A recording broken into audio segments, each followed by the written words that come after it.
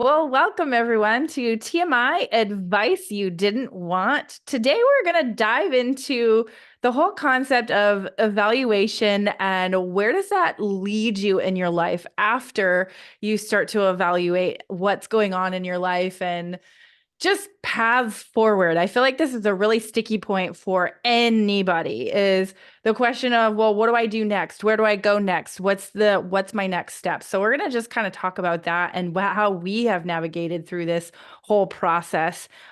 In case we haven't met, I am Karin Angelly. I'm one of your hosts here. And my name is Ashley, and I'm excited to talk about this.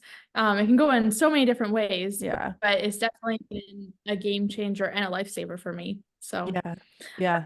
I don't know if you have a place you want to start, but I can dive in if No, you dive want. in because you do have good insights here. So go for it.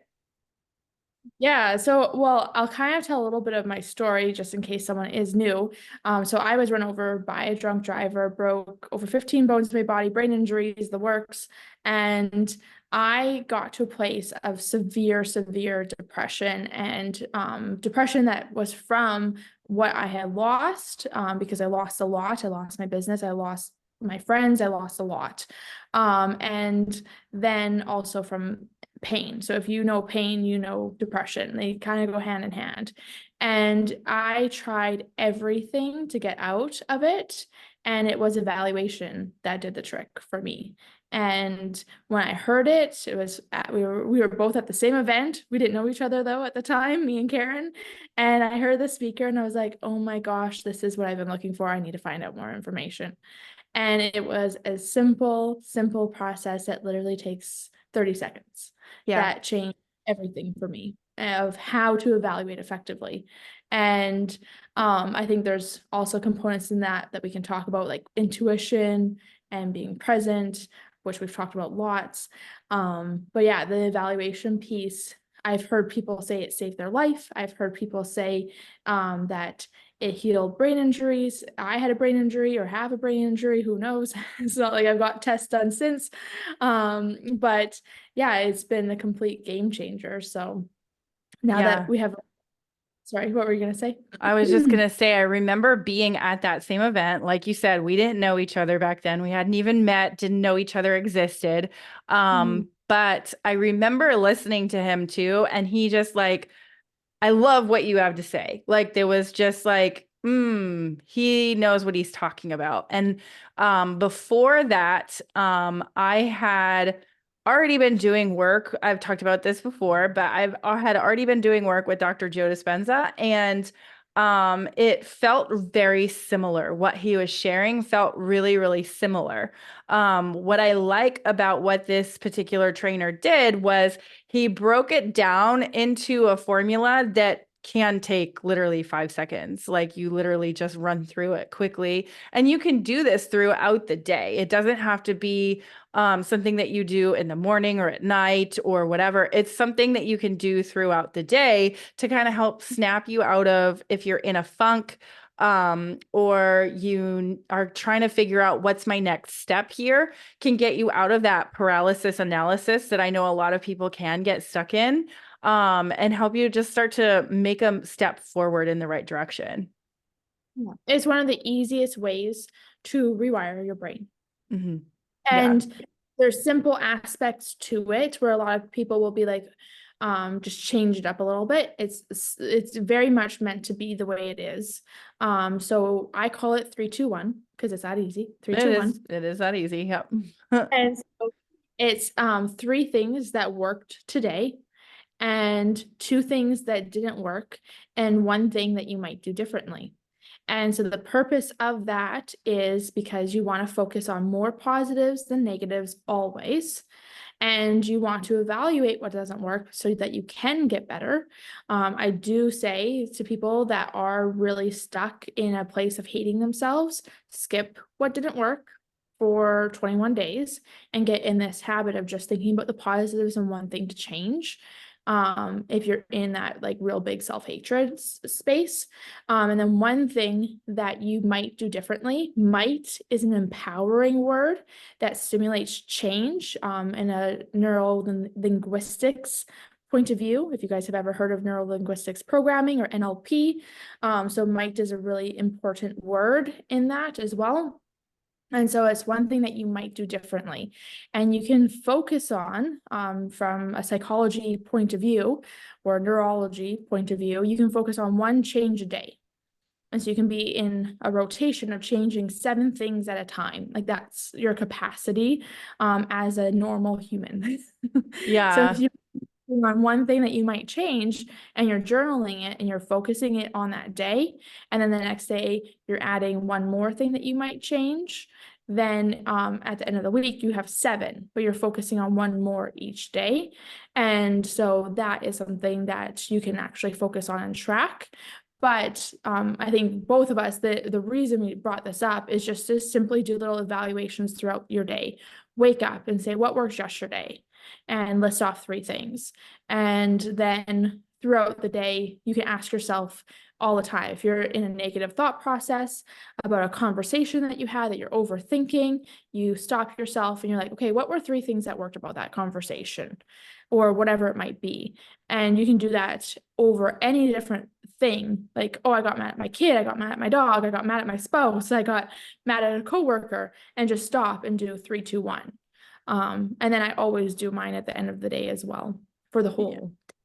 Yeah. And like you said, like you're not trying to change all of these things at once because you can't. That's overwhelming. So actually having that like 7 things in the week that you're like, okay, I'm working on this, I'm working towards this, it's not overwhelming, and it allows you to evaluate also how's that going.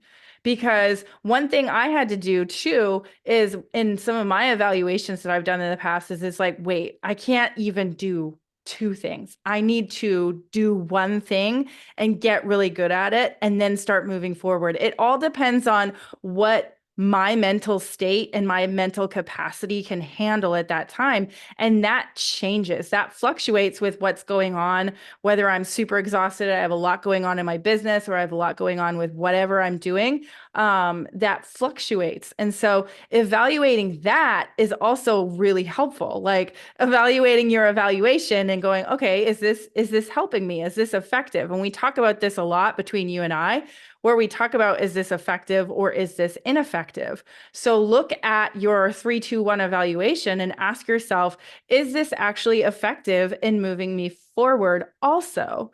Because if you're saying to yourself, okay, this is what worked, this is what didn't work, this is what I might do, not what I might do differently next time, but you're only saying it and you're not doing anything, that's going to keep you stuck too. So that's another piece of the evaluation where it's like, what might I do differently? You have to do something. You have to start moving in the direction. Now, and when I say do, I don't always mean an action. Sometimes it's a feeling. Sometimes it's an emotion. Sometimes it's raising your vibration. Sometimes it's literally just going, I feel grateful for. That's an action step too. So think about those things. You don't necessarily have to actually do physical things in order to create change in your life and in your body. And in fact, I'm discovering more and more, the more that I tap into it, is that the more that I actually raise my vibration, I actually focus on what am I feeling? What am I thinking? What am I experiencing right now? And then asking myself, does this serve me or does this not serving me? And just simply letting it go, I can actually start manifesting more than if I am pedal to the metal, make things happen, work, work, work kind of thing. So it's that kind of evaluation too, evaluating what's my mental state? What's my emotional state? What's going on with me right now? And for me, the evaluation piece that has always been more effective is the evaluation piece when it comes to my mental health, my emotional health. And when I really tweak that, that's when really big changes happen. And you can absolutely do this with the physical stuff as well. When maybe you're thinking to yourself, okay, what's working? Well, I'm doing this. I'm not doing this, but I actually want to start doing physically this. You can absolutely do that. Like there's nothing wrong with that. That'll move you forward. The biggest piece of the puzzle though that I really started to discover, and like correct me if you like if you feel the same way, Ashley, let me know. But for me, when I started to actually focus on the evaluation of what was going on internally, what am I feeling? And what might I do differently to help myself start feeling better? That's when I started manifesting more weird, wild, wacky stuff that I can't even always explain how that happened. So, Mhm. I completely agree, because it's that internal stuff that is really the big game changers. And that's why getting into this habit pattern of what worked for me, what didn't work for me, and what might I do differently. When you get into that habit pattern of evaluating in that way, you're actually changing your brain. And so when you're changing your brain, you're changing everything without even knowing it. And mhm, so then that in return is working on your internal healing, whether it's your inner child or the way you naturally think in generational habit patterns or whatever it may be. And so all of that stuff plays a big role into those changes. And of course, like you do meditation. And so that's a more like direct focal point of healing your inner child. mhm, Um, but all of this, when you're changing your brain makeup, like you are changing everything. And that's where like I do these little micro evaluations throughout the day. And so I might do it 30 times in a day, and it takes me literally 10 seconds to do it.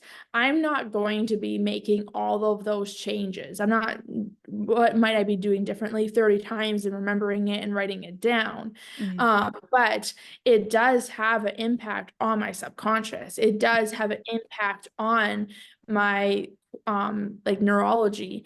And so I know by doing that over and over again, I am benefiting huge just in rewiring. And then my one when I'm actually journaling, that is the one that I'm more focused on evaluating. And that's where I also, like you said, have to pay attention to, okay, what are the kind of changes that I'm looking to make? And okay, one's a really big change that has been a part of my life forever, and it's a generational problem and all that kind of stuff. Well, then my other six probably should be a little bit more simple, you know? So you're mhm, also evaluating that aspect too. And you're not starting with seven, you're starting with one, adding two, and like you said, evaluating that, adding a third each day, and you're never getting more than seven. So then you can either keep through those same seven or you can change it up. And just by having that focal point, like what you focus on, you create. And mhm. so make sure you're focusing on a positive, not I don't want to be angry anymore. Like you're focusing on anger. Anger. Yeah. And a lot of people don't understand the whole like don'ts and negatives. They don't exist. Like if you're focusing on anger, whether you want less of it or more of it for whatever reason, you're focusing on it. So focusing on how can I be more calm? What might I do differently to be more calm? Not what might I do differently to be less angry? And that little pivot point is absolutely vital. It's just kind of like how people focus on, oh, I just keep on picking the wrong person, and how do I make sure I don't have another negative relationship? Well, you're focusing on the negative. You're going to keep getting that negative. Focusing on losing weight. You're focusing on losing weight. So you're focusing on the weight. There's so many little mind tricks that you just need to do that little tiny shift, and it makes all the difference in the world. But we've been programmed to think this way since we were born. Yeah. Um, and it's huge. It's absolutely huge. And then your friends, your peers, your coworkers, your family, they talk the same way. So then even if you shift it, you're still hearing it on the TV, on the radio, everywhere. So it's not simple to Yeah. stop thinking that way. Yeah. So And you talk about the whole weight loss piece, and like a lot of people, like we just got through the new year, right? So a lot of people, we're still in January and they're like, my New Year's resolution is to lose weight while yeah. you're focusing on the weight. And so when you focus on that, what you focus on grows, like you said. So for me, what I discovered for myself. And this was like, I knew this. And it was also an accident that it started happening this way. But my husband and I, we were like, listen, what if we just completely clean up our diet? We don't want anything processed. Like, we don't want processed foods in our diet anymore. And then we also were like, what about snacking? Like, we don't really need to snack. Like, snacking is kind of ridiculous. We actually read a book. It's called The Obesity Code by Dr. Jason Fung, and he's a huge advocate for intermittent fasting. And reading through his book was extremely eye-opening because he was talking about how snacking is actually probably one of the biggest lies that the snack food industry puts out there in saying, oh, you'll lose weight if you eat 5 times a day. Well, what's happening every time you eat is your insulin is spiking. Your insulin spikes. And what happens is, as the insulin spikes, your body is going, oh, hey, like we got this and we got this food. We got to digest this food. But what happens is that the more often your insulin spikes, it starts to get used to that spike. And so it continues to stay up in your body. So your insulin level, instead of jumping up and then jumping back down until it's time to eat again, it continues to just rise in your body, which causes you to hold on to a lot of weight. And this is male or female. Like, it doesn't matter what your makeup is at the end of the day. This is still legitimate. And so when we read that, we were both like, oh, that makes a lot of sense, actually. Like, for me, in my medical brain, I'm thinking like, yeah, that makes a lot of sense. I can't believe nobody's ever talked about insulin before being a huge proponent for hanging on to weight. And so we were like, what if we just let go of the snacks? We eat breakfast, lunch, dinner, or like sometimes we'll just completely skip a meal because we're like, we're not even hungry. And so we've started to live our lives more like that. And completely by accident, and I'm putting air quotes up because it's really not an accident, but we were focused more on what are we eating and when are we eating? And the more we focused on putting good things into our body and fueling our body, that's what started to happen more. And the weight falling off was like a benefit. It was like a total, oh, hey, my pants fit different. This is fun, like just being like, oh, okay, yeah, this makes a whole lot of sense. And the thing that's hard about this for a lot of people is that this way of doing things can take time, right? Like, the weight didn't just suddenly fall off in this example. Like, the weight didn't just suddenly fall off. We didn't go on a crash diet. We didn't lose 20 pounds in 2 weeks. So what can happen with this kind of thinking, with this 3-2-1 evaluation, is it's the same thing. It takes some time sometimes. And we have to be patient with ourselves as we're going through this process of evaluating what's working, what's not working, and what can we do differently. Because sometimes that what can we do differently, I know for me, that sometimes trips me up because I'm like, well, I don't know what I can do differently, but I can start moving forward in the direction that I want to go.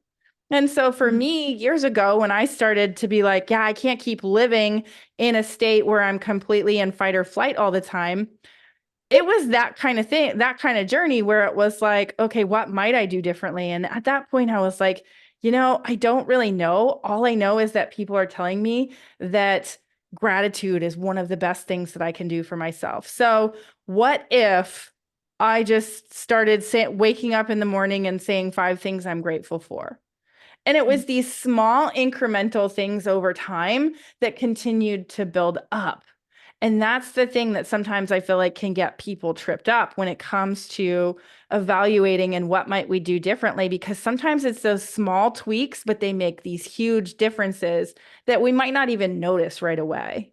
So, Oh, for sure. And like one of the smallest things that I find really effective is just asking, like, is this in my highest good? You mhm. know? And then evaluating that and not just making rash decisions, but actually thinking it through. But even just with having conversations with the kids or anyone, it's like, okay, is this in my highest good? Is this in their highest good? And so evaluating, like when I walk away from that situation, am I leaving the situation better off Mhm. or worse? Am I leaving them in their highest good or less than? And so having that little tiny thought process is evaluative um scale, I guess, for lack of a better way to say it, really makes a big difference. And it's not in a like beating up way, right? It's Mm-mm. not in, oh yeah, they definitely were worse off. I'm definitely worse off. That like fucking sucks. Like, no, thank you. It's like, no, like what were three things that worked about having that be in the highest good? And so if you're struggling to think of some, then you're like, okay, so next time I have a place to really work on doing better with the what might I do differently, but you still have to think of three things, you still have to. And when you can't, that's what shows you you're really in a place where you need more gratitude, you need more positive thinking, and you need to be doing 3, 2, 1 more often. It's when you're like, oh God, like I literally don't know three things that worked.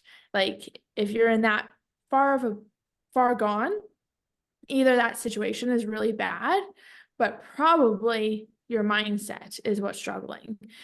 Because a positive person can always find good in everything. Yeah. So whether it's a learning lesson, a silver lining, or something that you did that was effective despite the situation, there's always something you can pull from it. So Mhm. Yeah. And if you're listening to this and you're going, "Oh, that feels like a lot though, three things." What if you just did one thing that worked, one thing that didn't work, and then what might you do differently? Start there, start small. Like that for me has always been a huge game changer when I can actually just go, okay, wait, I can't do the whole thing. I can't eat the whole elephant. But what if I start small? And just look at this situation and go, what's working about it? And sometimes you might look at a situation like, here's an example from me. Like a few years ago, when I first started building my business online, I was in a complete state of desperation, complete desperation. I wanted out of my job like nobody's business. And I don't know if I could have sat down and told you three things at that time that were working about what I was doing because I was just in so much desperation. And so for me, I really did have to do exactly what you said. Go back to the gratitude, go back to, okay, but what am I actually grateful for in this whole situation? And a lot of times, the thing that I kept repeating to myself is, I'm so grateful for the ability to have a job so that can support me while I'm continuing to build my business. And that wasn't something that I could easily say either. But the more that I said it and the more that I was like, I actually do believe that I am grateful that I have the opportunities that I've had, even though I don't love my job.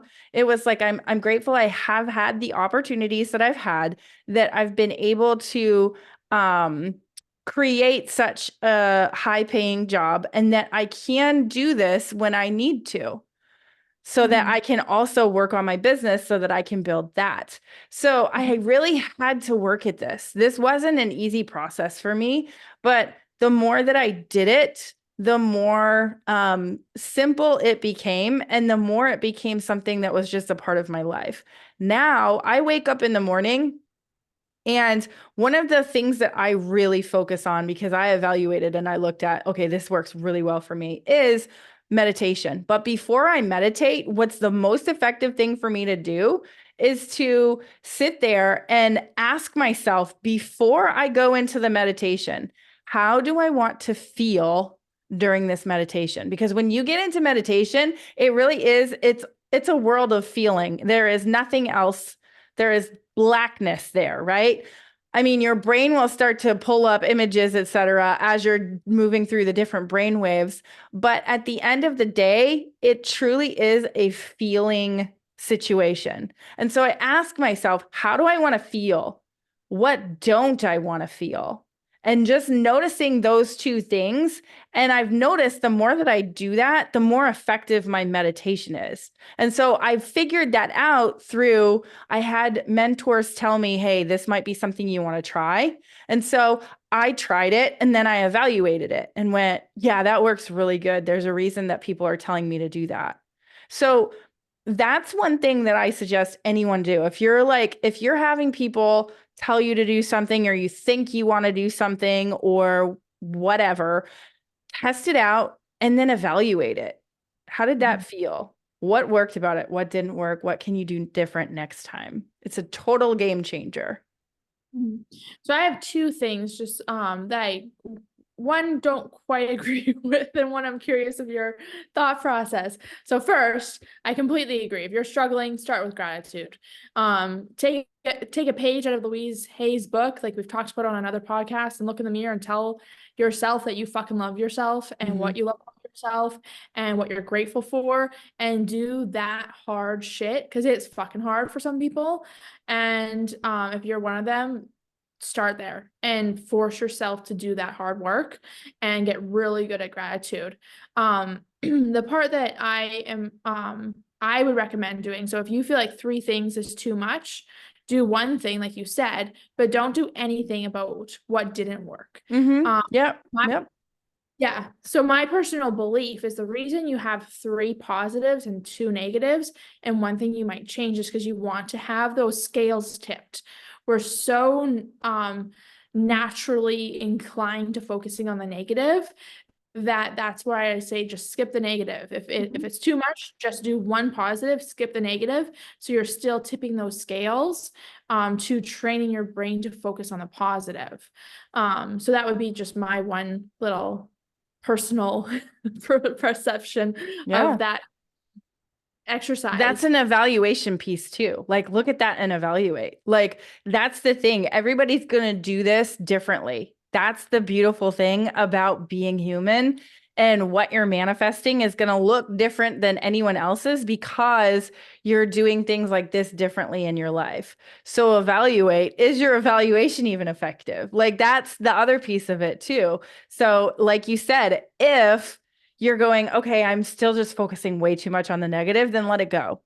What, like, it's not necessary. You don't need to do that. Just asking yourself, what might you do differently is probably the biggest piece of that whole puzzle that really can make a huge difference in anybody's life. Because a lot of times we don't ask that question, what might I do differently? We just go, oh, this is the way it is, and this is the way it's always going to be. That's a stuck state. You're very stuck if that's what you're saying. Yeah. Yeah, if you feel like utter hopelessness, like that is 100% a state, and like you said, a stuck state. But also pay attention to what's going on around you.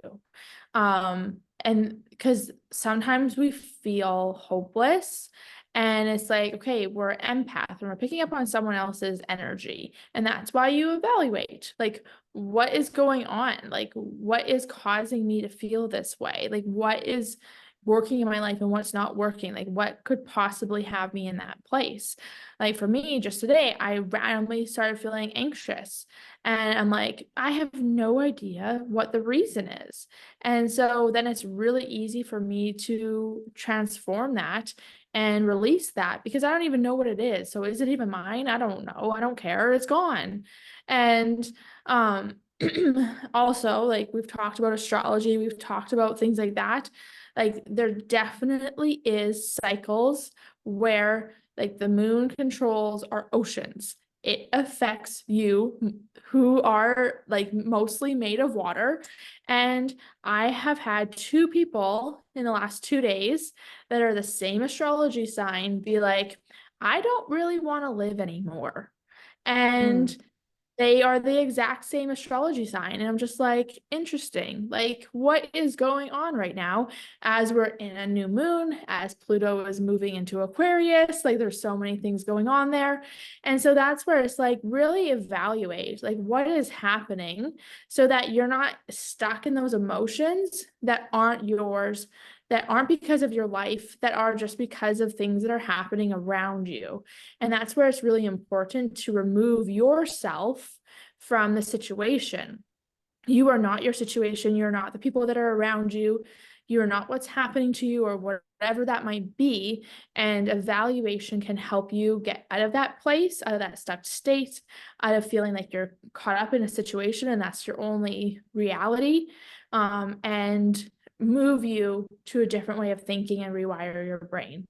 So, yeah, that's Yeah. really One of the things that you said, and I 100% agree, that like when you feel that hopeless state and you feel stuck, a lot of times we think that that's it, and that is so limiting, incredibly limiting. And when we do that to ourselves, we aren't open to any possibilities. And one thing that I've discovered is that the more open to possibilities I am, the more weird possibilities will come into my life that I don't necessarily anticipate. I know recently I've been seeing, and you and I have been talking about this a lot, I've been seeing tons and tons of sevens everywhere.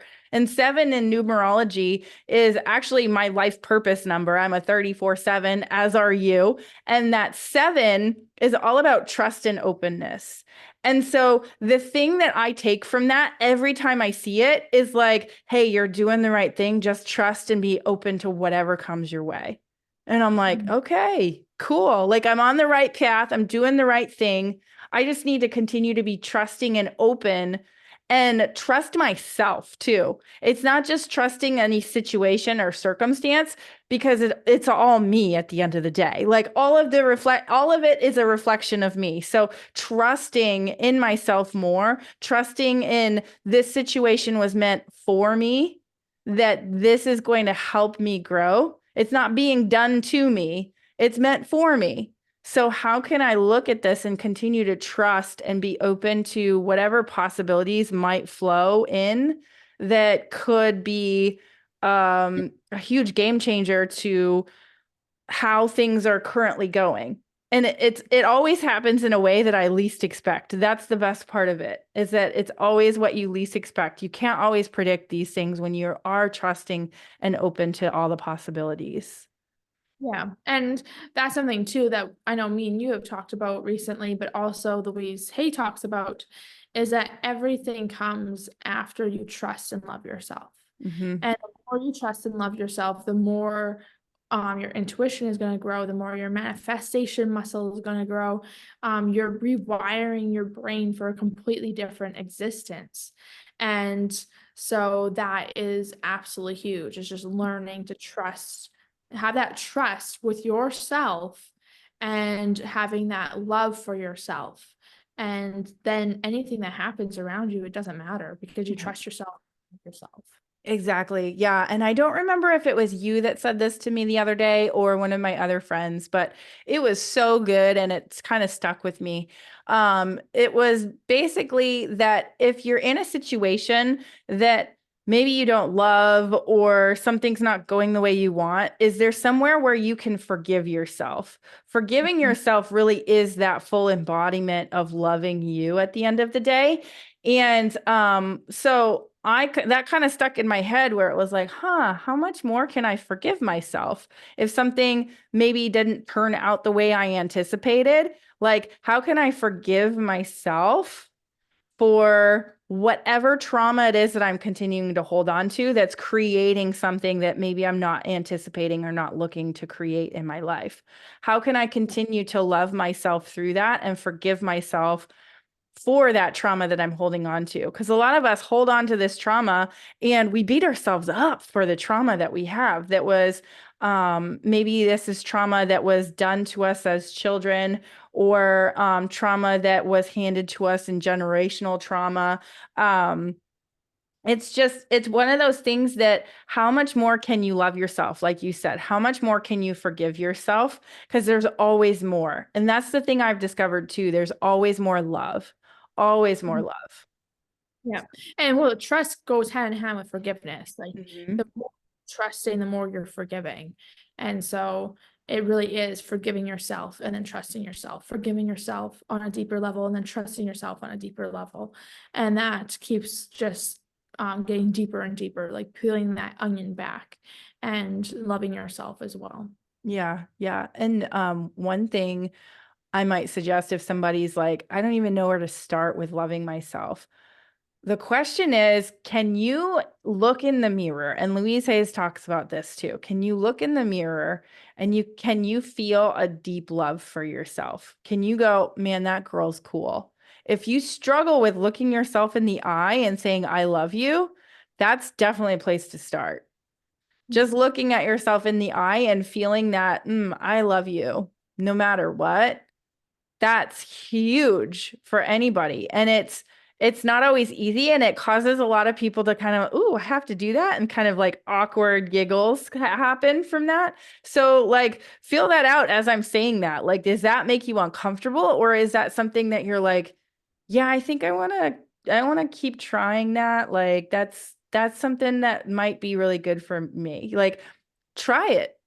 See what Mhm. happens. How do you feel? And really like feel into that, because that can truly like be the catalyst for loving you. And like I said, evaluate that too at the end. What worked about it? What didn't work? What might you do differently next time when you're looking in the mirror and looking at yourself, For sure. Yeah. creating more love for you? So with that, I think we can wrap it up. I feel like this is a good one. I love talking about this stuff. So, and if you're listening to us on your favorite podcast, go ahead and give us a 5-star. We love talking about this stuff. And if you're watching us on YouTube, feel free to tap that like button. Go ahead and subscribe, because we want to keep creating more content just like this for you. And if you connect with us, you can connect with us in the comments and let us know what you liked. And we'd love to connect with you back. So with that, can't wait to hang out with everyone next time on TMI Advice You Didn't Want.